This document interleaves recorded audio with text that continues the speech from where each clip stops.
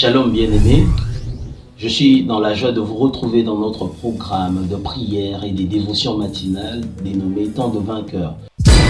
Je suis le pasteur Tréville Kézou et nous sommes en train de poursuivre notre grand enseignement intitulé À l'école du désert. Nous allons nous parler de l'intitulé Aiguiser ses réflexes dans les déserts. Aiguiser ses réflexes dans les déserts est tout simplement le besoin du Seigneur. Parce que déjà lorsqu'il nous emmène dans les déserts, il a pour objectif de nous enseigner, de nous apprendre des choses que nous ne connaissons pas. Il a besoin d'ajouter une certaine maturité en nous pour que nous puissions marcher avec lui en comprenant certaines choses si facilement. Et alors, pour enseigner une personne, il faudrait lui mettre dans des conditions pour qu'il puisse apprendre. C'est vrai que les enfants peuvent apprendre aussi à la maison, mais quand ils sont à l'école, ils sont délocalisés, ils apprennent plus facilement la matière qu'à la maison. Ils peuvent faire des devoirs à la maison. Et il arrive aussi que le Seigneur nous délocalise, qu'il nous fasse sortir de notre zone de confort pour nous emmener ailleurs, pour nous enseigner, pour nous apprendre des choses. Alors bien aimés, le Seigneur a besoin de développer certaines compétences qu'il a déjà placées en nous à travers son esprit. Alors bien aimé, c'est dans les déserts qu'il va le faire. Et la première compétence qu'il va développer en nous, c'est la capacité à l'écouter. Le désert, c'est un endroit silencieux. Il n'y a pas trop de bruit et dans cet endroit silencieux, le Seigneur peut nous aider à distinguer sa voix de la voix de l'étranger, de la voix de l'ennemi. Jean 10, 4 et 5. Lorsqu'il a fait sortir toutes ses propres brebis, il marche devant elles et les brebis le suivent parce qu'elles connaissent sa voix. Elles ne suivront point un étranger, mais elles fuiront loin de lui parce qu'elles ne connaissent pas la voix des étrangers. La parole de Dieu est claire à ce sujet. Les brebis ne connaissent pas la voix de l'étranger et ils fuiront loin d'elle. Mais bien aimé, il arrive de fois que certains brebis soient égarés tout simplement parce qu'ils n'arrivent pas ou ils n'avaient pas pris le temps de mieux appréhender la voix du berger. Ésaïe 30, 21. Tes oreilles entendront derrière toi la voix qui dira « Voici les chemins, marchez-y, car vous iriez à droite ou vous iriez à gauche. » L'Éternel nous parlera et nous révélera la voie à suivre. Il va utiliser sa voix pour nous parler.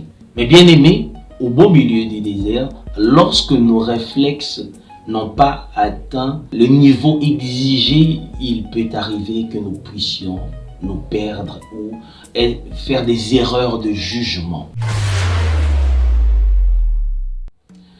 De manière naturelle, dans le désert, il arrive que nous puissions constater cette illusion optique où lorsqu'on est très loin, nous regardons de loin et qu'il y a une forte chaleur, l'altération de la lumière sur une surface fait que nous puissions avoir l'impression que l'on voit de l'eau au fond du chemin, mais il n'y en a pas, ou soit on voit du flou, des images qui sont un peu floues, comme s'il y a de l'eau à proximité. Mais alors qu'on arrivera sur le lieu, on verra qu'il n'y a pas cela. Donc, ce n'était qu'une illusion. Et bien aimé, le Seigneur veut que nous puissions aiguiser nos sens au point de ne pas nous tromper à chaque fois, pour peu de choses nous tromper. Mais il veut que nous puissions être des gens réfléchis et qui ont appris des bonnes leçons dans les déserts. Voilà pourquoi, bien aimé, il vous souviendra que lorsque le prophète Élie, après 3 années de sécheresse, il s'est mis à prier. Et alors qu'il priait, il demanda à son serviteur d'aller voir s'il y avait un signe dans le ciel. Son serviteur est allé jusqu'à la 7e fois parce qu'il voyait toujours rien. Il lui a dit, je ne vois qu'un petit nuage en forme d'une paume de main. Et lorsqu'il avait entendu cela, pour le serviteur, cela ne voulait rien dire. Mais pour Élie, qui avait aiguisé ses sens, il avait compris déjà qu'à travers ce petit nuage, c'était déjà la réponse de l'Éternel et que la pluie allait tomber.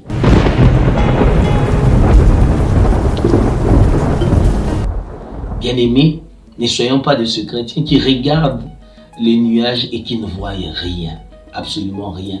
Et même le petit nuage à la forme de la paume de main ne nous dit toujours rien parce qu'on ne comprend rien. On n'arrive pas à interpréter les signes que Dieu met devant nous.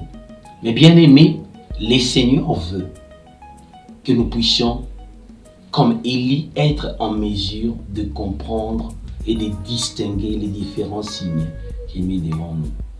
Et c'est dans le désert, dans ce lieu silencieux, où le Seigneur t'a emmené, dans cette situation où apparemment tout est calme, tout ne marche pas comme d'habitude, mais le Seigneur veut t'enseigner. Dans tout ce qui nous arrive dans la vie, le Seigneur a pour objectif de nous enseigner. Mais si nous ne prenons pas la peine de comprendre les choses, les mêmes choses auront la tendance à se répéter tout simplement parce que nous ne tirons pas des leçons. Mais la volonté de Dieu est qu'après chaque bataille, après chaque combat, que nous puissions tirer des leçons pour que ces leçons nous servent d'expérience pour avancer dans notre marche avec lui. Dans des situations difficiles, dans des moments où les choses ne vont pas bien, il faut prier. C'est lorsque nous développons l'intimité avec Dieu dans la prière que nous arrivons à percevoir les choses différemment. Que nous n'allons pas juger les choses comme elles se présentent à nous, mais au-delà de ce que nos yeux voient, nous pouvons comprendre plus que cela. Alors, on nous dit qu'Élie était en train de prier, et pendant qu'il priait, il voulait entendre la voix de Dieu. 1 Roi 19, 11 à 13. L'Éternel dit, sors et tiens-toi dans la montagne devant l'Éternel. Et voici l'Éternel passa, et devant l'Éternel il y eut un vent fort et violent qui déchirait les montagnes et brisait les rochers. L'Éternel n'était pas dans le vent. Et après le vent, ce fut un tremblement de terre. L'Éternel n'était pas dans le tremblement de terre. Et après le tremblement de terre, un feu. L'Éternel n'était pas dans le feu. Et après le feu, un murmure doux et léger. Quand Élie l'entendit, il s'enveloppa le visage de son manteau, il sortit et s'éteint à l'entrée de la caverne. Et voici une voix lui fit entendre ces paroles. Qui fais-tu ici, Élie? Nous comprenons à travers cette lecture la quintessence même de ce message. Être en mesure d'aiguiser nos réflexes pour discerner la voix de Dieu. Le Seigneur n'était pas dans le vent violent qui déchirait les montagnes. Le Seigneur n'était pas dans le feu.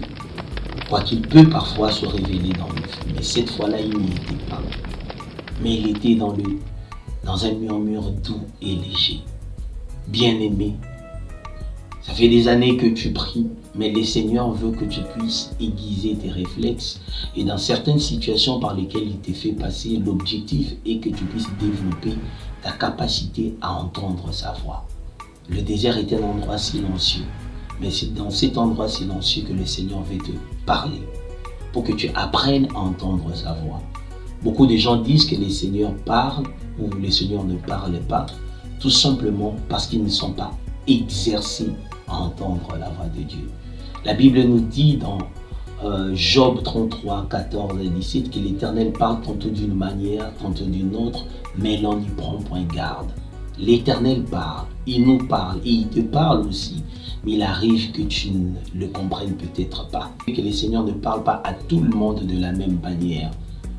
Mais toi, tu peux maintenant comprendre comment l'Éternel te parle si tu aiguises tes sens et tes capacités à entendre la voix de ton maître. Cela te permettra de te distinguer et à faire la différence dans beaucoup de choses dans ta vie. Alors merci Seigneur pour ces instants. Merci pour ces instants que tu passes avec nous, où tu veux que nous puissions développer cette capacité à écouter ta voix. à écouter ta voix. Au beau milieu du désert, écouter la voix du Seigneur. Merci Seigneur Jésus d'aider mon frère, ma soeur, à développer cette capacité à entendre ta voix. Merci Seigneur de le faire. Merci de l'accomplir. Merci de faire cela au-delà de ce que je peux espérer et penser. Merci Seigneur pour ta fidélité. Merci Seigneur pour ce que tu as accompli en ce moment.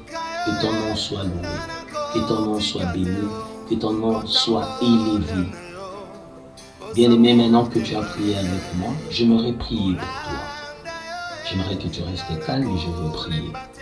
Père éternel, merci pour ce moment que tu as passé avec mon bien-aimé et moi dans la prière, ce programme Temps de vainqueur. Seigneur, merci de nous avoir interpellés sur le fait que nos capacités puissent être aiguisées et travaillées alors que tu nous fais passer par différents chemins. Merci Seigneur Jésus de nous apprendre comment marcher avec toi. Merci de nous aider à distinguer ta voix. Merci Seigneur Jésus, nous sommes des étudiants, des élèves dans ton école. Continue de nous enseigner et de nous apprendre des choses qu'aucun homme ne peut nous apprendre. Mais seul toi, à travers ton Saint-Esprit, peut nous apprendre. Merci Seigneur Jésus d'accompagner mon bien-aimé aujourd'hui, durant toute la journée, et de manifester ta force, ta puissance, ta grandeur dans la vie de mon bien-aimé. Merci Seigneur Jésus, parce qu'il ne restera pas éternellement dans le désert, mais il la traversera et il atteindra Canaan, la terre promise.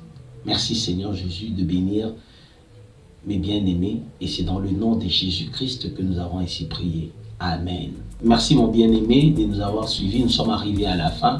C'était l'émission Temps de vainqueur et c'était le pasteur Tréville Okiezo. Nous continuons la série à l'école du désert. Continuez à nous suivre, continuez à partager la vidéo pour bénir une personne autour de vous et le Seigneur ne manquera pas de vous bénir. Merci, au revoir et à la prochaine.